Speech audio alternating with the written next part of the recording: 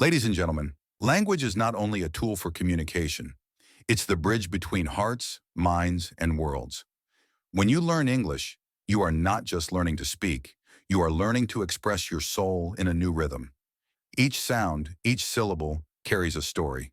When you say a word, say it with life. Feel the music in your mouth, the vibration of thought turning into sound. Many people fear English because they compare themselves to others. But remember this, a river never rushes to reach the sea. It flows at its own pace, and still, it gets there. Your journey in English is the same.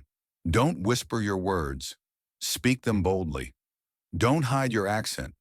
It's the fingerprint of your identity. Every time you speak, the world hears your courage. Every time you read, your mind grows stronger. Every mistake is not a failure. It's proof that you tried. So keep speaking, even when your voice shakes. Keep listening, even when you don't understand every word. Because one day you will. And that day you will not just speak English, you will feel it. You will think in it, dream in it, and inspire others with it.